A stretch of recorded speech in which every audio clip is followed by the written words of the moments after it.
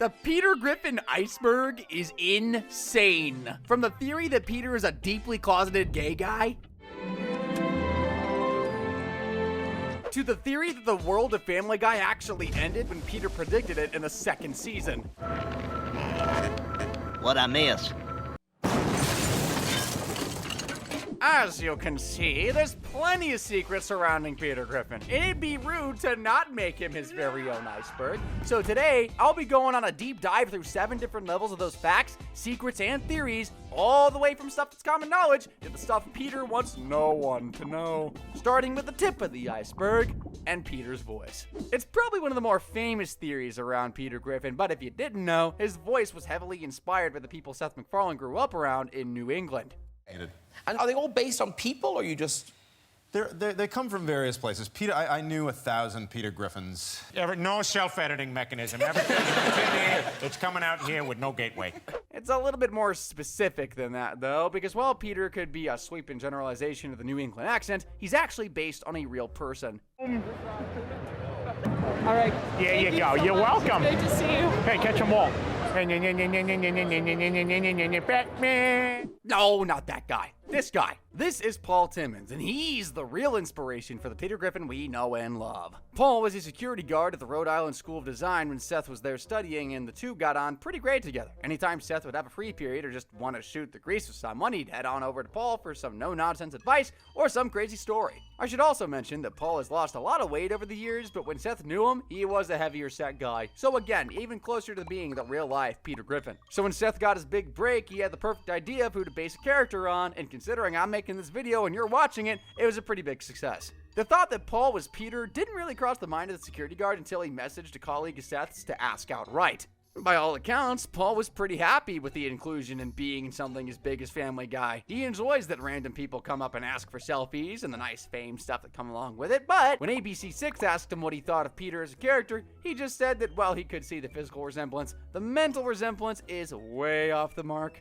Mainly because Peter's a complete fracking idiot. But hey, at least the guy's okay with it. I mean, I can't say I'd be as happy as someone I knew made a character like Peter about me. I mean, I might. Although the whole Family Guy thing would have been cut way short if what happened on the next entry had gone a little differently. Seth's almost fatal plane ride. In September 2001, Family Guy had been on the air for just over 2 years, and to many, this is still seen as the golden years of the show. Known as Pretoria. I was going to call it Peterland, but that gay bar down by the airport already took it. But, as we know, in the real world, a disaster was about to hit that would rock America and most of the world to its core. The tragedy that is 9/11, a tragedy that Seth MacFarlane should have been a part of. Whoa, I don't mean that he should have, like, he deserved it or anything. That's not what I meant. I mean, he literally had tickets for one of the planes that went down, but by sheer luck, missed the flight. I was giving a lecture at my old college in Rhode Island, and was, went out for a few drinks afterwards. Was hungover the next day, right. and missed the flight. I got to the counter and they said, "I'm sorry, they just closed the gate. You're too late." Wow. Well, luck and a couple of beers. Wait, does this mean that binge drinking can save lives? You know what? I'm not going to overthink it. No, but seriously, on a different day, Seth could have become another fatality to the tragedy. I'm sure Family Guy and really the whole animated space would have looked a hell of a lot different without him in it. I think it's time now that we shift away from the show's creator and inspiration of the character and actually talk about the beer-swilling beast himself. Peter Griffin's a strange character. Sometimes he's wholesome. It's happening! Get your coats! Yeah! None of the past matters! Sometimes he's mean. Hey, Meg, you sure look hot today. Hey, Meg, I lit your scalp on fire. I'd say that was a bit more than being mean, but that's pretty standard stuff when it comes to Meg. But between these two extremes here, most of the time, Peter is annoying. Hey, eat your food, mister. All right, if you don't want it, put it in your napkin. Put it in your napkin. And it's the more annoying part of Peter I want to focus on right now, because some theorists have come up with the idea that maybe Peter isn't acting like this because he's just being a brat. Maybe he's got ADHD. If you just look at the list of symptoms for someone with ADHD, you'd think that they were listing Peter's personality. He's impulsive. What's going on? Is somebody downstairs? I heard a noise. Oh, God, Meg, you startled me. I'm sorry. He's got a hot temper. Could you please pass the potatoes? Ah! Damn it, Meg! And he certainly can't multitask. Peter, come on, walk up. I'm doing something. One thing at a time. I'm not grasping at straws either, because we've seen stuff like this which only adds fuel to the fire. You know, if you said mallard and you had a cold, it would sound like ballad. And for that matter, whatever happened to Kay Ballard? Hey, what do they do with the regular Kay? Do you even listen to yourself when you talk? I drift in and out. Other than stuff like that from within the show, we've got no real confirmation on whether he has ADHD or not. I think it's a pretty safe bet he does. Pretty sure you guys would agree too, which is why it's not any further down on our iceberg. Speaking of going down further though, it's time we do just that. The next level on our iceberg is surface level, and this has some pretty common but slightly more obscure theories in it. Now, we all know that Peter gets up to some pretty crazy stuff in his spare time, like the guy can freely drive a tank around his neighborhood and destroy other people's property. Let me show you how the gun works. Are you out of your mind?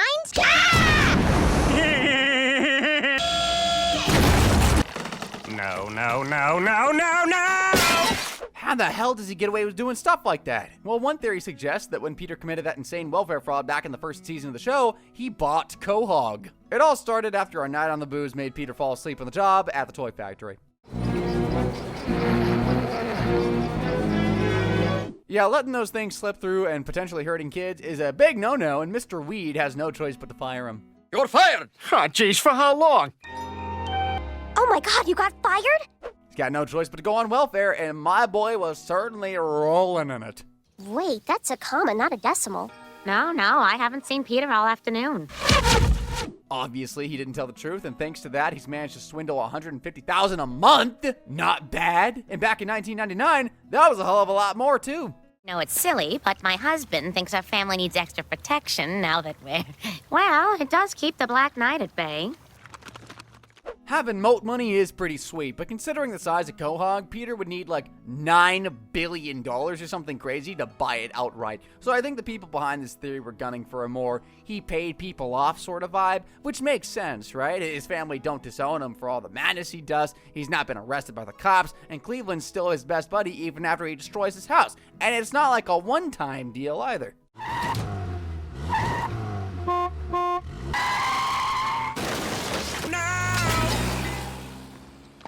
Peter's been directly responsible for Cleveland's house being trashed like, 13 times? So either he's just super forgiving or Peter's paying him off. Obviously, as much as this theory is interesting, Peter only had that welfare money for like a month at best, so I doubt he's made $600,000 stretch that far. But this brings me nicely onto another theory about where Peter gets his money from. Peter has a lot of money. We saw him a second ago buy a literal tank, and the guy also has his own custom-built helicopter. Well, I got the chance. Quick, to the Peter copter!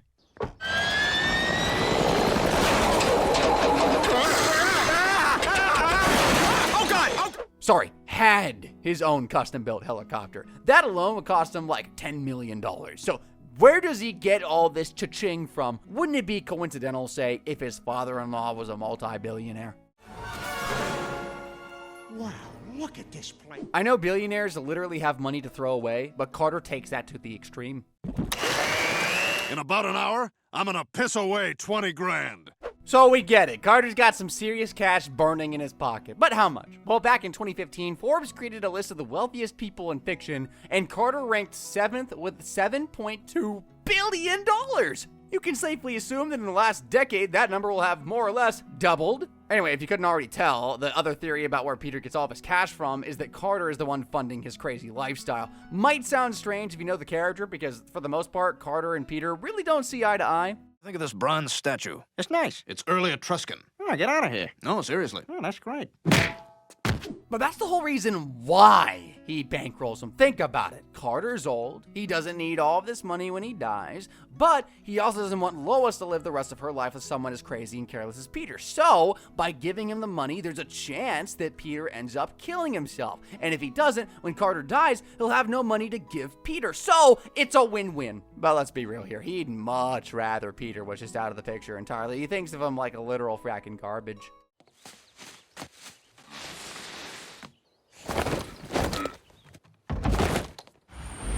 But there is some evidence that Carter does flex his financial muscles in regards to Peter, because in one episode, Peter let this slip.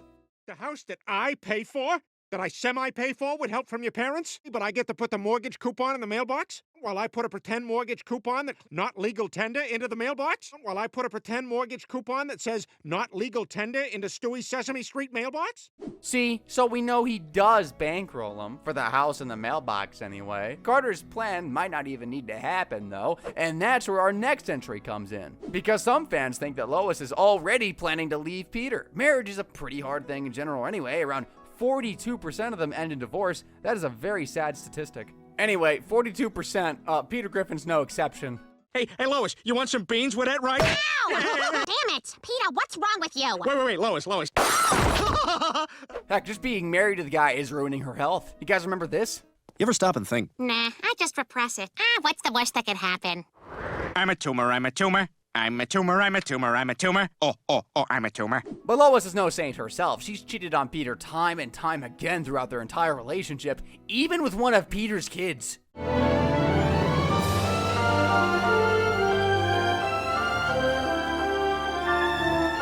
That is obviously so wrong on so many levels, but I want you guys to bank that disgust because something similar crops up again later. Anyway, the point is, it's a far from happy marriage. Peter's changed throughout the years too. He used to be a bubbly, well-meaning, but clumsy husband. Now he's just a fracking psychopath.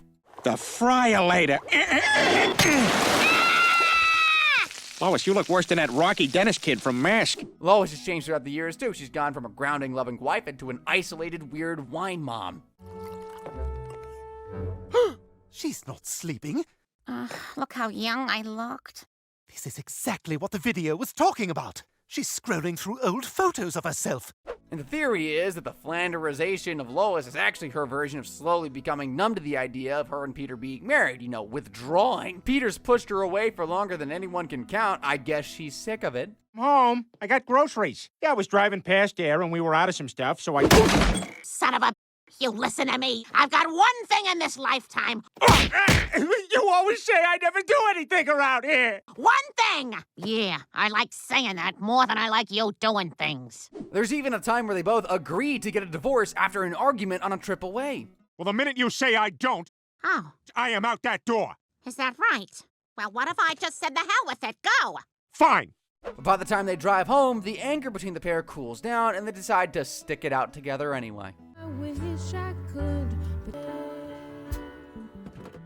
Now that's quite the nice moment, even if they are just keeping things going for the sake of the kids. I personally think it's just some fans trying to cope as their favorite TV show declines in quality, but who knows? Maybe the next season Lois will leave Peter for good, and this video will have aged like frackin' milk. But for now, it's time to move on down into the waters as we come to the shallow depths. We've already seen how reckless Peter can be around Quahog, blowing up things with a tank, smashing houses with his Peter copter, but he's also quite the arsonist as well. Well, watch this. Oh, God. But with all that chaos and mayhem, there's also the risk of him getting seriously hurt. Why do I hold myself back in such situations? Oh, ground. Yeah, exactly like that, actually. So how come Peter has gone through all these stunts without ever fearing death? Well, some people think that Peter couldn't care less about dying because he's friends with death himself, the Grim Reaper. After all, Peter let him crash on his couch. Yeah, that felt good, dropping me hard on the couch like that. Oh, great, Tylenol. Yeah, I asked for Advil, but, Tylenol. I got a B+ in health. Yeah, why don't you boil some water and rip up some sheets there, Einstein? He's not done dancing with death, though. Peter's also had his life saved by his grisly friend after he crashed due to some drunk driving.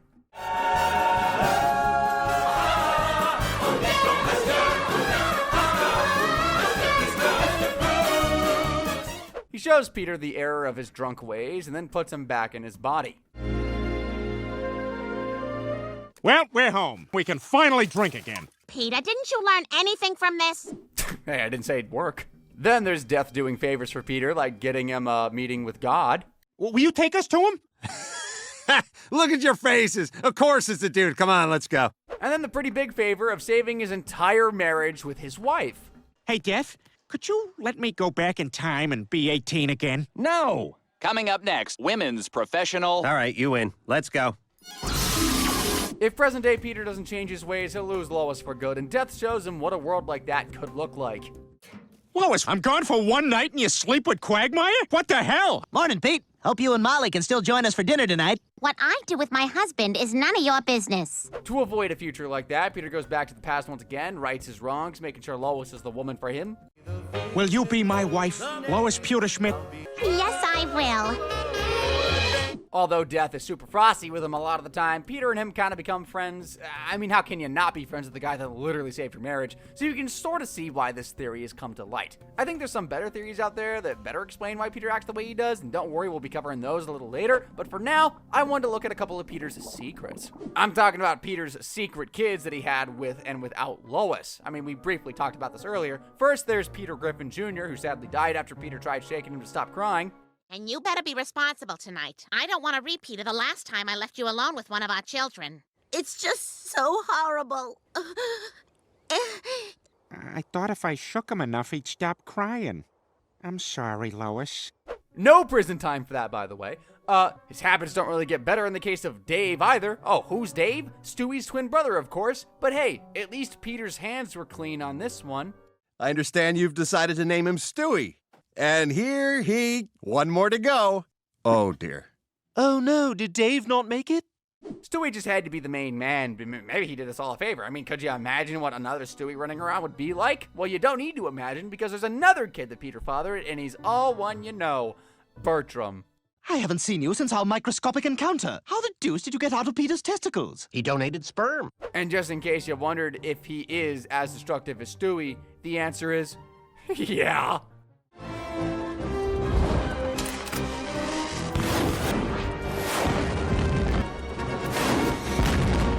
Like Bertram said in the first clip, though, Peter and Lois were talking about Peter getting a vasectomy, so he decided to store a couple samples away in case they wanted one more kid, and thanks to a mix-up at the sperm bank, Bertram was born. Speaking of sperm banks, we also know that Peter has fathered a town's worth of people as well. Godly goober. If those kids weren't bad enough, he's got a whole army of them now. Well, if that's not scary enough for you, then it's time we took the next steps towards the abyss as we come to deeper water. This is where things start picking up in their darkness and craziness. And there's no crazy like meta crazy. In recent years, a few fans have put together a theory to explain why the show has gone down this more meta route. Things were just normal, mostly linear in the show's first season. Sure, the cutaway gags now and again would throw up some crazy stuff, but it's nothing compared to the episodes in later seasons, for sure. I think it started to go down this way in season 4's opener, North by North Quahog, where right off the bat, we don't get an intro. We get Peter telling us the show's been canceled.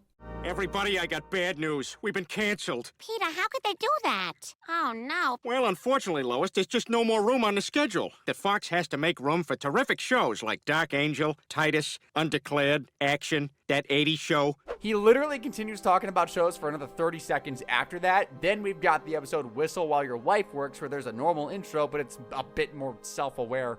Damn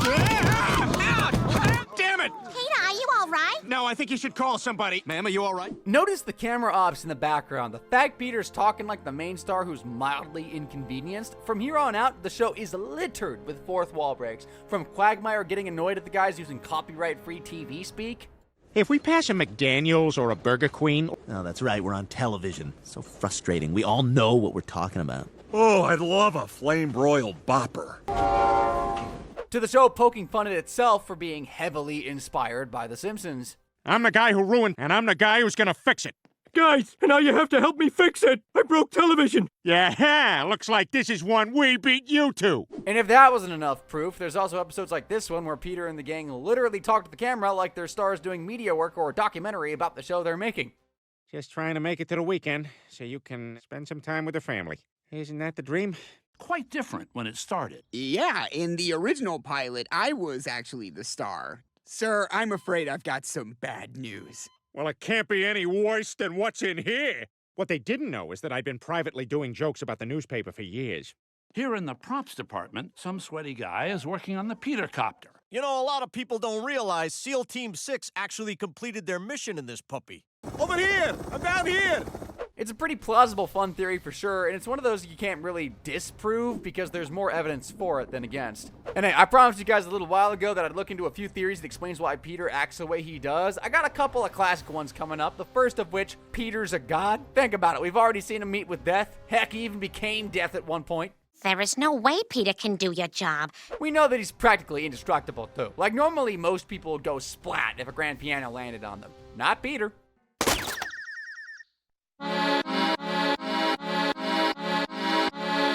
Then there's the whole cutaway gag thing. Apparently in this theory, those cutaway gags aren't things that really happen, but things Peter creates in the moment to either entertain himself or get a point across, which in terms of entertainment value, can't say it doesn't work. Yeah, that guy's scary as an Iraq lobster. Death to America and butter sauce. And if that's not enough proof that his cutaway gags are some form of godly power, then there's always this. Hang on, I got an idea. What? But you have to believe. Okay, I believe. This is worse than the time we were in the clam right now. Yes! It's not like Peter's tried to hide how powerful he is from us either. We know he has otherworldly abilities. He can regenerate. Stronger than air. That's all right. Oh my god, Dad, you lost your hand! I can regenerate. And that regeneration works both ways. Well, sort of, anyway. My name is Retep, and I am evil. I'm not sure if that also makes Retep a god, or if he's just like a clone that's surprisingly evil. Either way, Peter's got a ton more abilities on offer. He can switch pigments with other people. That was close. Then there's the fact Peter has this insane ability to cure hangovers. I'm hungover, I can just molt into another Peter. And although it's not a power per se, he also literally destroyed the universe with 2 metal detectors and lived. Ah, sweet! Wonder what happens if I turn it on and point them at each other.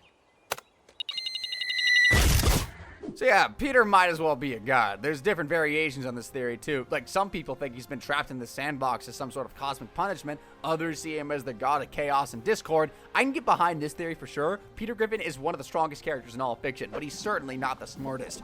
Or is he? The fact I'm even questioning if Peter is stupid or not has me wondering if my IQ is on the low end. I mean, this guy's done moronic things like this. Oh man, this is even more intense than that time I forgot how to sit down. But what if he's got us all fooled and he's faking the whole stupid thing to get away with goofing off all the time? Well, there are some times that might make you think that there's more going on in Peter's brain than you first thought. Like the fact that when he passed his driving license test, he was drunk, so if you ever got pulled over for drunk driving, the cops wouldn't be able to tell the difference. You know, and then the copper will say, oh, you're fine. You're not drunk. This is you normal. I can tell by the picture. Or the fact that he got so sick of playing hide and seek with Brian, so he got a tracker chip put in him so he'd be able to win every time. You're under the canoe in Quagmire's yard. Son of a...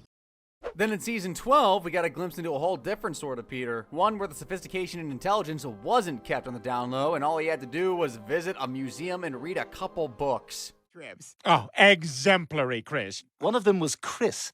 I don't understand what either of those words mean. Peter, you seem different. It's not just some cutaway gag. Peter's living for the mind now, and he's pretty good at it. I shall read to you from Mary Shelley's Frankenstein. Perhaps you'd like to hear about Jane Eyre. I want to watch New Girl. He even takes the Brainiac act with him to the clam, and the guys are just as confused as his family.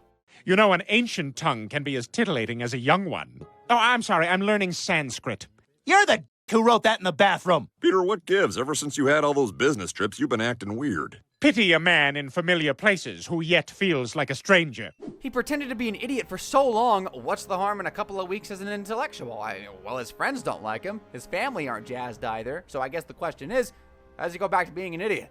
Well, Lois wants her stupid husband back, so she decides to send him on a little holiday. We send him to the dumbest city in the whole country. It'll bring back the old Peter. Tucson works its magic and he returns back to Quahog with an IQ of a number 4 pencil. A wet t-shirt contest using chocolate milk. What else did you do? Mostly just picked my desert boogers. Ah, Peter, you're back! He's dumb, all right. Or is he? That's not how the mind works. He was smart enough to tell people didn't like his intelligence, so even if he wasn't pretending to be dumb before, sure as hell is now. This is another theory that I really like, but it's really messed up. Like, if it were true, Peter would be living a sick double life, manipulating everyone around him with his weaponized incompetence and ruining people's lives with his Peter-branded chaos. That level of weirdness is just the beginning now as we sink even deeper into, well, the deep. Have you ever wondered why, out of all people in Quahog, Peter picks on Meg the most? It's not even like a little bit of bullying either. Sure, it might have started out as this. Something on your shirt. But it quickly went from bullying to full-blown attempted murder. Hi, Dad. Oh, don't be too hard on yourself. So why the hell does he hate his own daughter that much? Well, what if I told you that it's actually because when he was growing up, Peter was his family's version of Meg. Although technically Francis isn't Peter's daddy, he helped to bring him up, and he wasn't exactly nice to his son. Don't be using the Lord's name in vain. It seems he broke into the old mill after hours. Even when Peter tried to build bridges with his dad by getting him a job with Mr. Weed, Francis just used it as an excuse to talk to him like frackin' dirt. Well, why not? Why not? You're a failure as a worker and as a father. I may not be perfect, but at least I love my kids enough. Oh, and then he literally fired his own son. Peter, you're fired. And when Francis was finally on his deathbed, he still couldn't make peace with Peter. Peter, you're a fat, stinking drunk. Granted, Peter was also the reason he ended up dying because he landed on him while doing a clown act, but that's just a little hair on the stove. We know his mom was a little better with him, but it's mentioned throughout the show that they don't really speak, and the pair only see each other if the other wants something. But there is another member of Peter's family that treats him as their version of Meg, his sister Karen. She's doing the toxic shock! Most people are the product of their childhood, and it makes complete sense that Peter would act the way he does to Meg because he was Meg growing up. Well, you know what I mean. He didn't wear a pink hat. He was just his family's punching bag. I kind of like this theory, and I don't. On one hand, it's super creative. It makes sense. Sort of canon. Just, like, take a look at this. What I'm trying to tell you is... Because it makes my friends laugh? No, I now see why you've been so tough on me all these years. Because that's how Aunt Karen treated you when you were a kid. But at the same time, it almost excuses Peter in some way. But hey, it's not often you get a theory confirmed, so who am I to argue? It feels like every show that's ever been made has had the idea slapped on it that all the characters are dead or in hell. But with Family Guy, I think a little more thought has gone into it. Like, Lois is a multi-billion-dollar heiress who is resigned to be forever trapped in a loveless, cashless marriage. Oh, my husband, the Rockefeller. I wonder which has more clutter on it, the piano or your treadmill? Really? Let's go knock on the door of the next room and ask them which one of us is fat. Peter is an old soul stuck in a middle-aged man's body. In an attempt to cling on to his youth, he acts like a child. Thank you for ruining my life. You don't remember what it's like to be my age. I hate you. Brian's a deep-thinking, holier-than-thou man trapped in a literal animal's body, which is like his worst nightmare. Peter, I'm already schwitzing like crazy here. Let's call it a night, huh? Look, do you want to win this thing or not? Then Chris and Meg are two bullies destined to live eternally as kids that they used to mock. We've already seen Meg being bullied mercilessly, but Chris is no stranger to bullying himself. Oh, we also need you to sign these permission slips. Sounds great. Bring him over here, and I'll give you my John Hancock. And as for Stewie, well, Stewie's the devil, of course. I'm not sure. Like most of these, they're all in hell theories if this is true. We know that you can die in Quahog. We've seen Satan at different points throughout the show. There's no way there were real kids with the personalities of Meg and Chris. It's more true than most, and maybe even darker than most, but for my money, nah. If that's not dark enough for you, though, don't sweat it, because we're going to the ocean floor. I know we've talked a lot about Peter and the kids already, but what if I told you they're not his kids at all? I know some of the big Family Guy fans watching will know that Meg isn't really Peter's daughter, and we find that out thanks to Brian in Season 3. Hell, if I was half the parent Brian is, I'd know that Stewie's favorite bedtime story is... Good night, Moon. And Meg's real father's name is... Stan Thompson. Chris's favorite ice cream is... Chocolate chip. So that's one kid accounted for, but what about Chris? Well, the theory also says that Chris's real dad is, wait for it, Philip Seymour Hoffman. I once slept with Philip Seymour Hoffman. Chris might not even be your son. You what? Yep, that's Lois' story. That Chris might be the son of a legendary actor who's now passed, so Chris's dad might actually be dead. Here's how she says it happened. I sure did. And all I know is 9 months later, Chris is born. Yay, I'm a bastard! I mean, to be totally honest, I see the resemblance. But I think Chris's tiny little Peter chin is more than enough evidence to suggest that maybe he is a true Griffin after all. But you know someone who might not be? Stewie. They got a bit more evidence thanks to one of Lois's old adult films. Oh, look at that. See, Somebody order a pizza? now I'm really starting to get suspicious. The evidence is pretty damning. Apart from one small detail, the quest for fur was made when Lois was in college and Stewie is canonically 1 year old. So unless Lois kept in contact with her co-star or has like a 13-year delayed pregnancy, I think it's safe to say he's Peter's. But then again, she does routinely cheat on the man. There's more and worse where that came from as we finally end our descent by heading into the abyss. Okay, so Peter might be the real father to most of his kids, but guess what? He's also a terrible one. Like Peter lives in a neighborhood with a resident creepy guy. I'm not talking about Quagmire. He doesn't warn Chris once to stay away from him. And you need to come on down to the cellar. I got a whole freezer full of popsicles. No thanks. I gotta get going. Yeah, I'm talking about Herbert. He gets so obsessed with Chris after their first encounter that he calls the Griffin house over 100 times and leaves voice message after voice message. Sorry to leave you so many messages. Thinking about the muscly on paper, boy. This is where any sane parent would call the police, make Chris change his paper route, talk to him about stranger danger, but what does Peter do? Nothing. Chris even ends up playing ball near Herbert's house and smashing his window, but the old man don't want no money. I could use a strapping young man to... Chris, you have damaged this man's property. You'll do whatever job he wants you to do. If you're exhausted and your face is dripping wet, well, that just means you did a good job. We're not done, though. There's also the time where Peter saw Herbert do this and literally stood there as if it was the most normal thing in the entire world.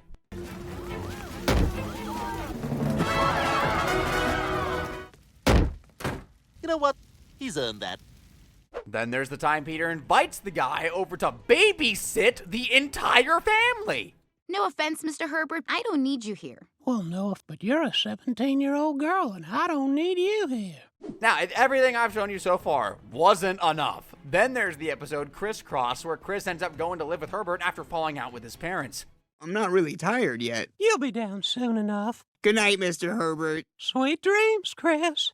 And it's also the episode where we get to see Herbert's extensive watch list, shall we say.